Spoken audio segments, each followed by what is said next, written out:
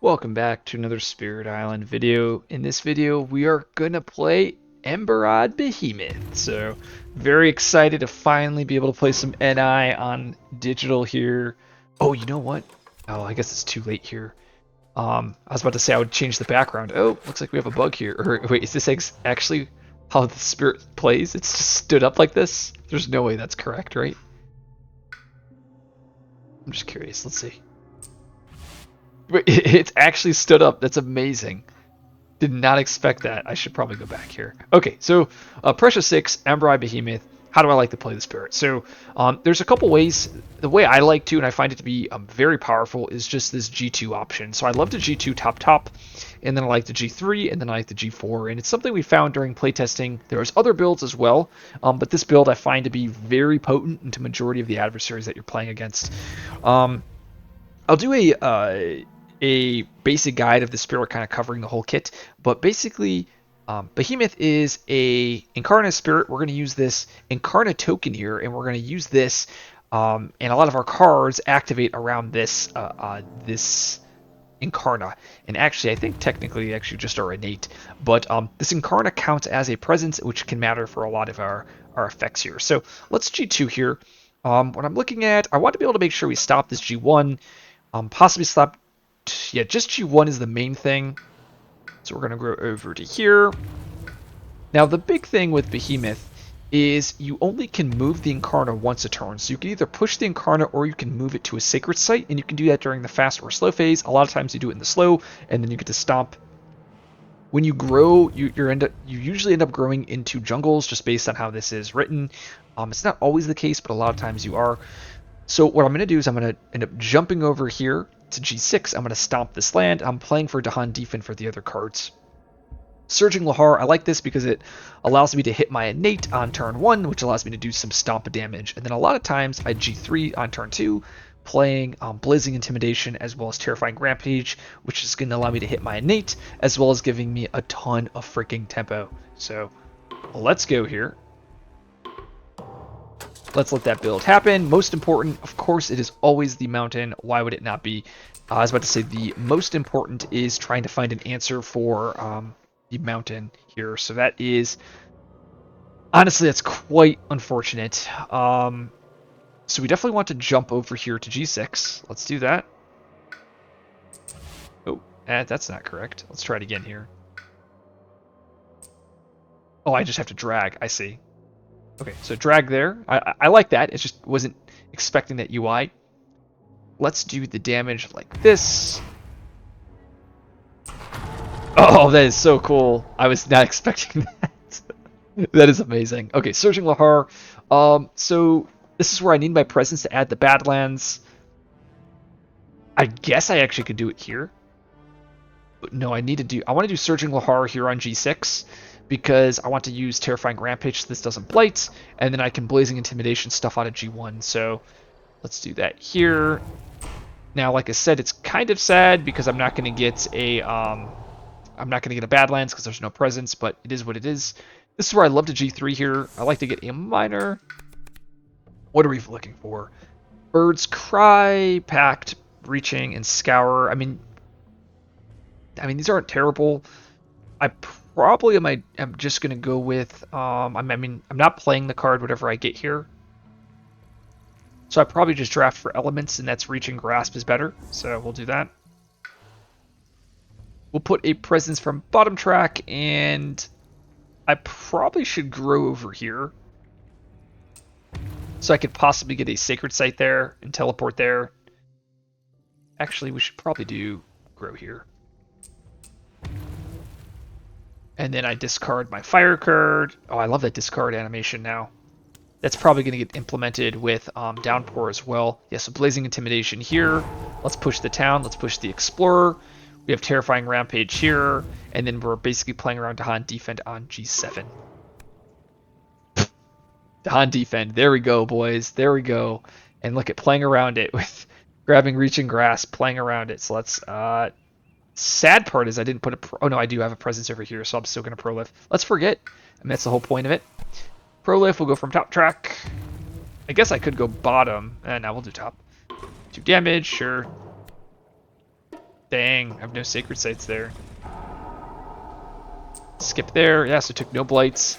Coast, and this is why I wanted to prioritize that land there on G1. I'm a little sad as I'm not able to stop here, but I'll just terrifying or blazing intimidation there. So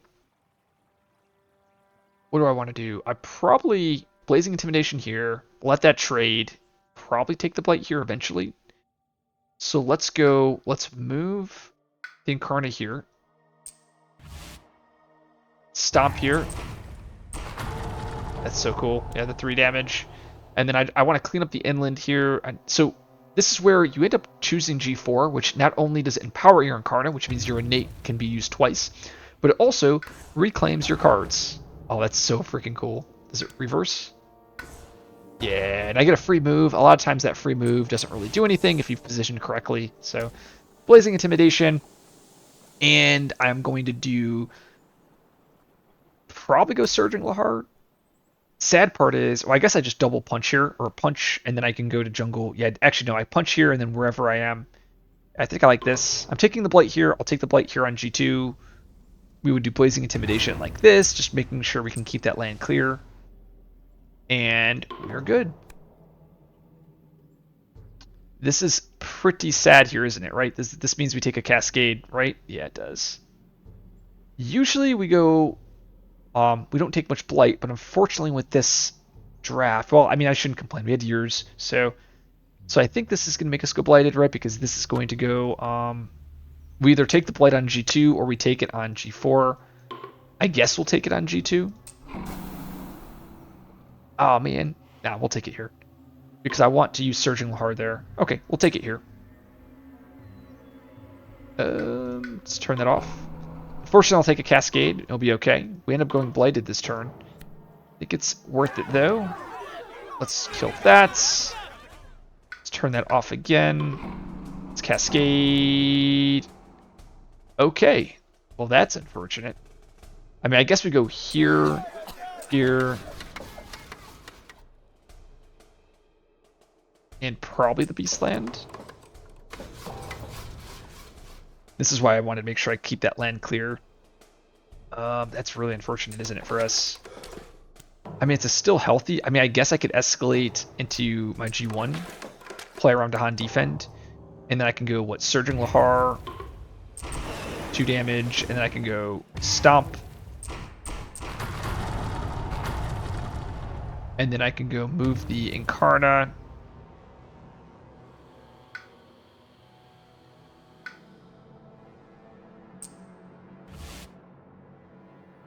Stop again. And then now I'm playing around beast damage here. I quickly do a G2, and this is where I can create that double stack. I probably go here.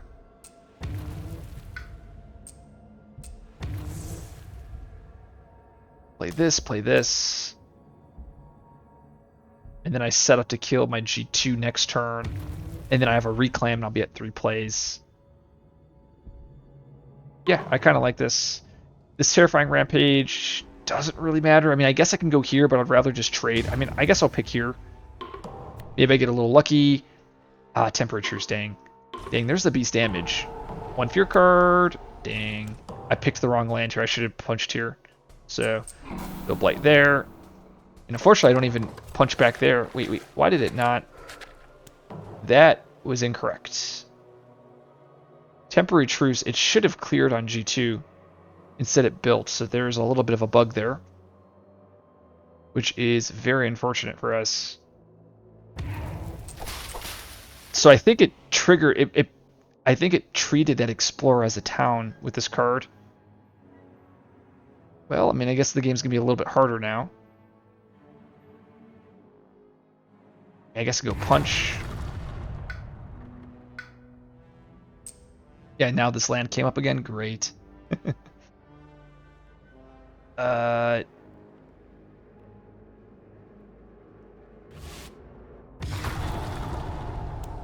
Okay. I was just trying to figure out what to do here. Let's reclaim. Ooh, Fire Earth. Gold's Allure. Yeah, that's probably the best we're going to get here, and we're probably just going to end in a reclaim loop, right? We're just going to be rocking these guys.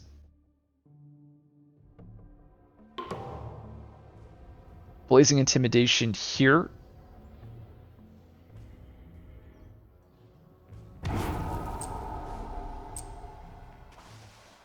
We have no fear cards there.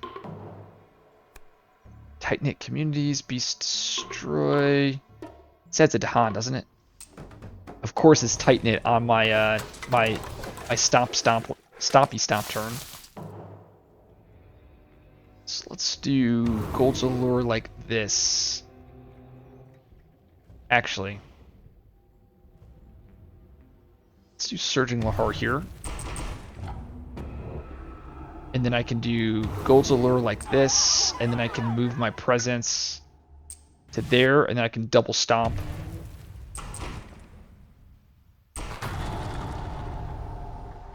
Oh, right, but it pushes the Dahan, doesn't it? I don't think I have another choice there, right?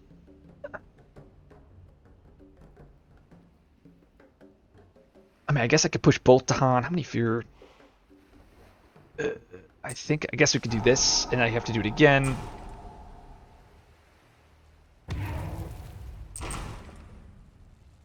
Oh, wow. I would have been able to clear the land if I didn't get hit with the Tight Knit. Okay, so we do 2 damage, 1 damage, push Dahan, 1 damage. Do it again. Damage, push Dahan. I see, so I'm 1 fear off. It's what, 6 damage? Yeah, it is. If that is the case,